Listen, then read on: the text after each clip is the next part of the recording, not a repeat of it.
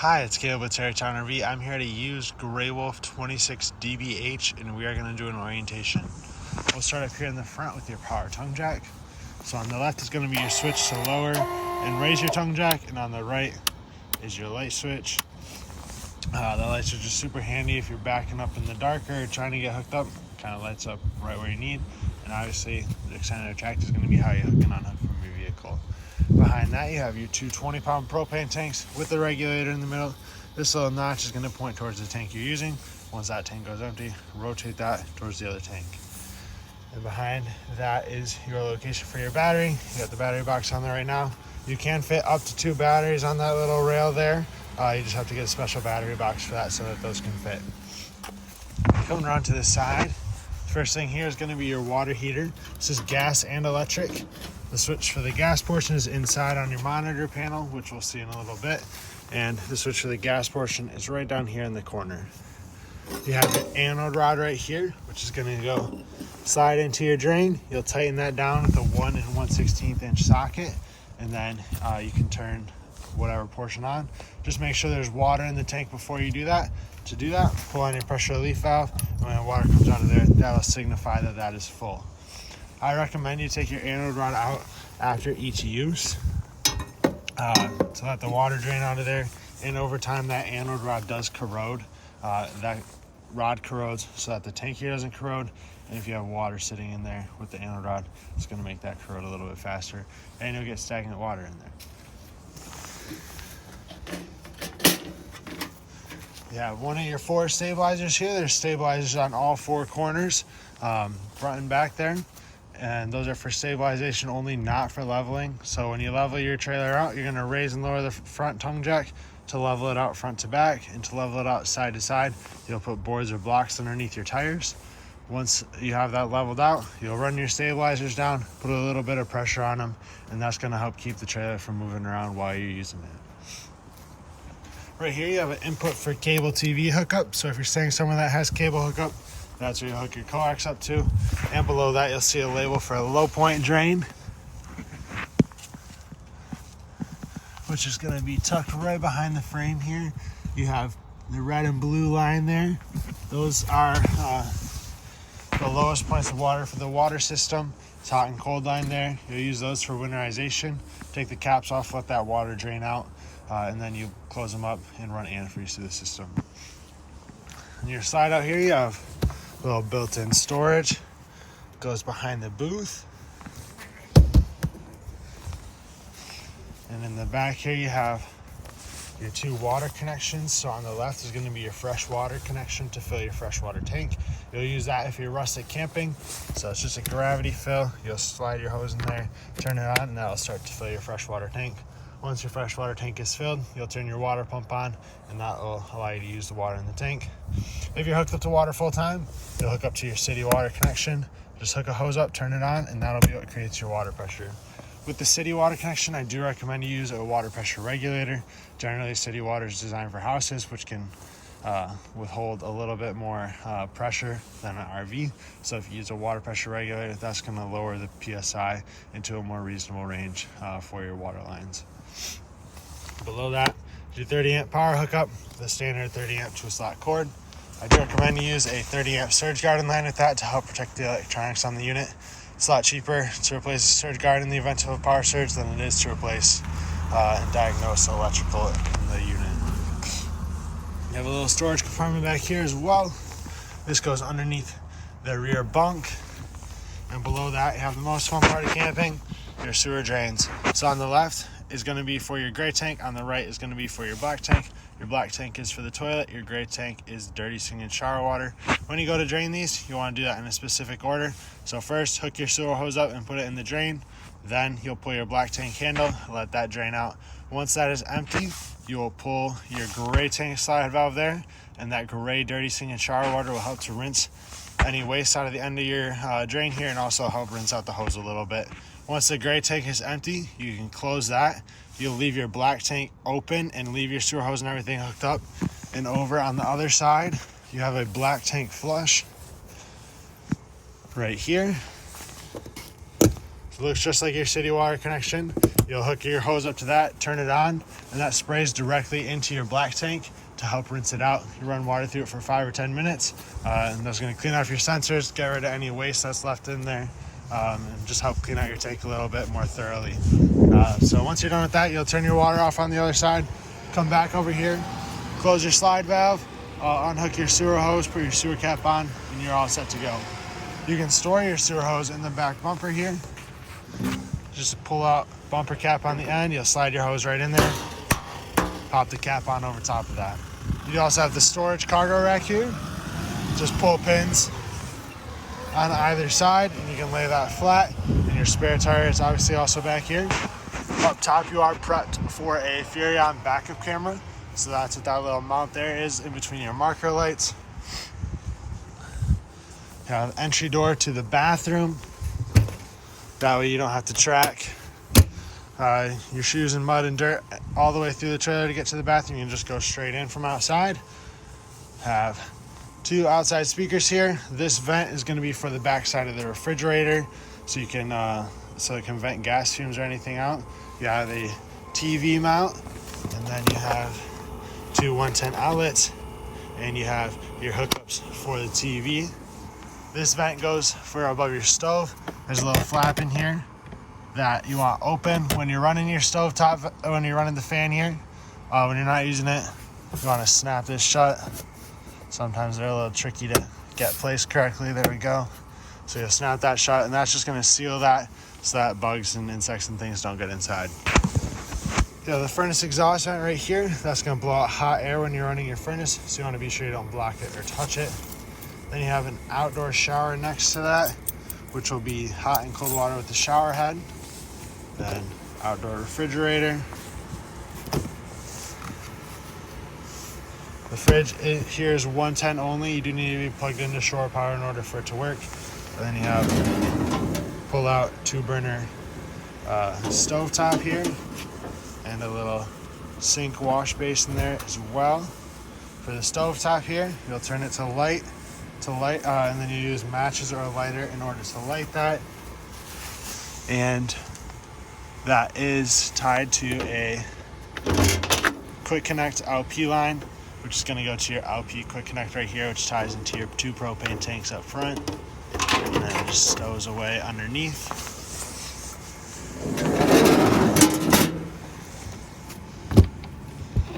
Then obviously main entry door here, and you do have a little storage up front here. There's a convenience package in there for you. So 10-foot sewer hose, 25-foot freshwater hose, 30 amp to 110 adapter.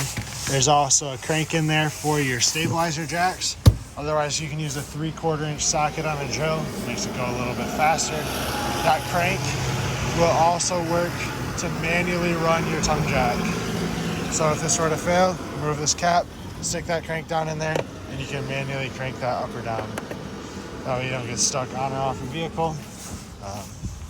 And then you have a connection for a Furrion solar panel on the side. If you get that solar panel, plug it in there, and it'll trickle charge your batteries.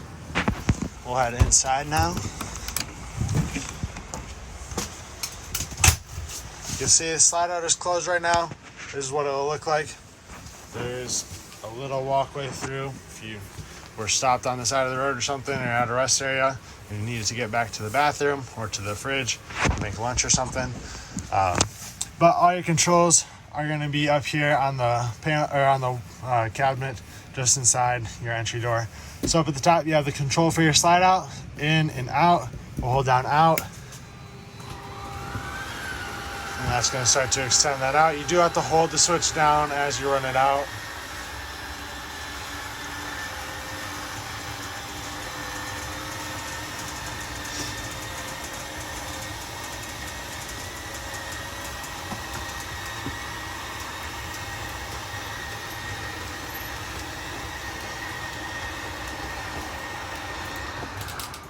And then it stops once it's fully extended. Then you'll take your finger off the button. You have some light switches in here. This does the blue light. This does light outside. Then you have a couple inside lights there tied to it as well. Your lights in here do have push buttons in the center of them as well, so you can turn individual lights on and off. Your awning extend and retract controls are right here. Looks the same as your slide out switch, works basically the same as well. So you hold down awning extend. That's going to extend your awning out. You do have to hold the switch down in order to extend it. Same thing to retract it. Your awning is not going to stop as it goes out though. So you're going to want to keep an eye on it as you run it out. There's going to be a little bit of extra fabric that hangs down, and you'll see the bare awning tube when it's fully extended. Once you see that, take your finger off the button. That's fully extended. If you keep extending it, it's actually going to roll up upside down back towards the trailer, and that's kind of hard to undo that. So once you see that fabric hanging down and you see the bare awning tube, take your finger off the button. Below that is your monitor panel, so you can check the levels of your battery, fresh, black, and gray tanks. Just push the buttons there, and it's gonna light up to what level it's at. You have the switch here for your water heater on gas. Remember, the switch for the water heater on electric is on the water heater itself, and then this switch here will be for your water pump. Once your fresh water tank is filled, turn your water pump on here. We'll work our way into the unit now. So you have your keys here on your sink. These purple keys will be for your 2 entry doors. They are 2 different purple keys on here. They have little codes on them that you'll be able to differentiate the two. And your doors do have a little sticker with what code is what code the lock is. And then you have these silver keys here. Those go to your compartments. I have a standard 110 microwave. It's gonna work just like a microwave at your house. Then you have a light and fan for above the stove. Remember, that fan has that vent to outside. You open that flap out there. Pop open the stove top. That glass cover just folds up into the back. To light that, turn it to light. You turn your igniter until it's lit. Just like so. Sometimes it takes a second for the gas to get through the lines and build up pressure. And you can adjust your temps there for each one. For your oven, you do have to light a pilot light first. That is not tied to your ignition on here. So to light your pilot light, you'll turn it to pilot, push and hold that, and you'll use matches or a lighter to light your pilot, which is tucked in the back right there. Once your pilot is lit, you can then set your temperature. Next is your fridge. This is a gas and electric fridge. When you turn it on, it's going to be on automatic mode. That's the only mode there is. So it'll switch between electric and gas based off of what source is available. It prefers electric, so it'll look for that source first. If it doesn't find 110 power, it'll switch over to gas. If this light starts to turns to red, that means it failed to light on gas. Generally, that means your propane tanks are empty or you forgot to turn them on.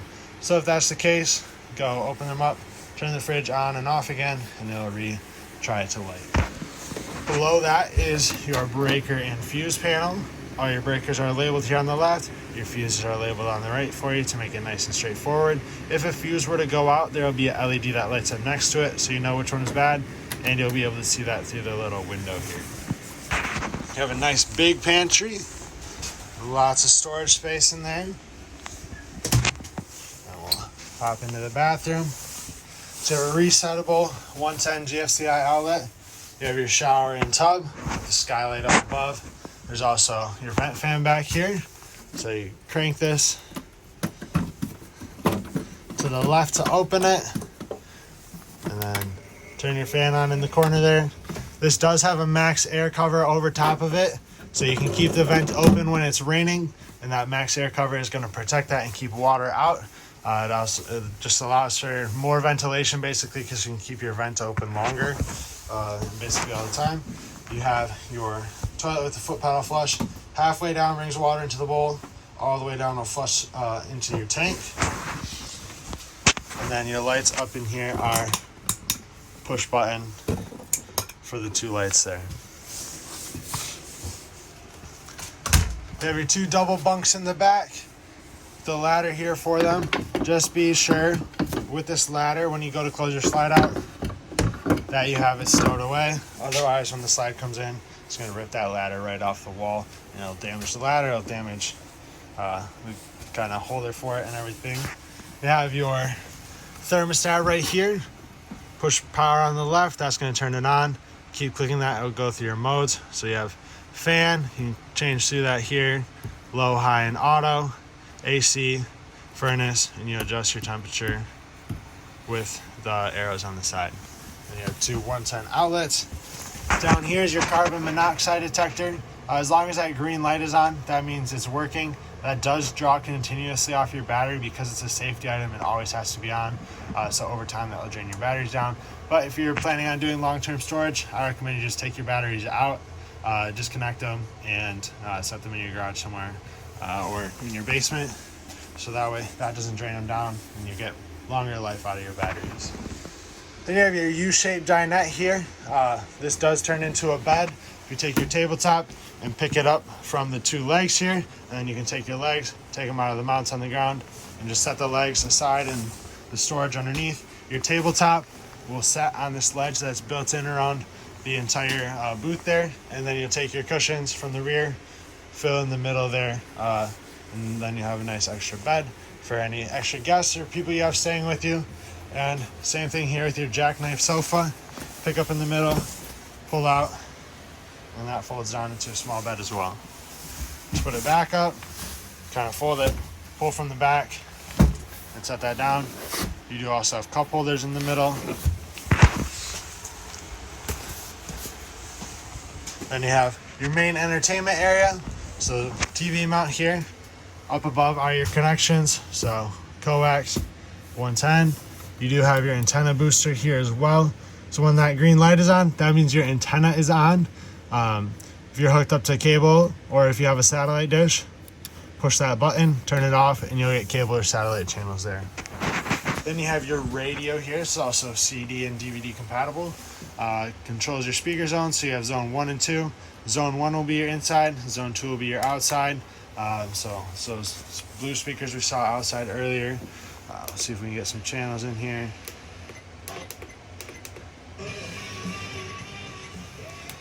And then up at the top, it's going to light up with what zones are on.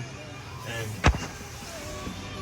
zone 1 is the speakers inside, like I said, in the ceiling. Zone 2 is the outside. You can click through your modes here. So Bluetooth, AV, aux, back to radio. One too many clicks there. Power that off. We'll head into the bedroom. So you have your bed. There is USB chargers and 110 outlets on both sides. There's two reading lights there as well. Push button light for the ceiling. And if you pick up on your bed, there's a little bit of storage there as well. And one last thing in here, you have your antenna here. So once you turn this on here, then there's a little on-off switch there, which will power this up. And then you can rotate your antenna here to fine-tune your channels. And fine-tune your attenuator there too as well. So two switches to turn that on and off here, and then here, and then fine-tune your stations. There's a little button here on the side that's going to lock that and keep that from turning. And you do also have an arrow here. You want that pointed forwards towards the front of the trailer for travel. Otherwise, I mean, it basically just makes it most aerodynamic. It's in its travel position. So that's how it's supposed to go down the road. But that should be everything inside of here. Hope this video is helpful to you. If you have any questions, please feel free to reach out. We'd love to get them answered for you. And thank you for choosing Tarrytown RV.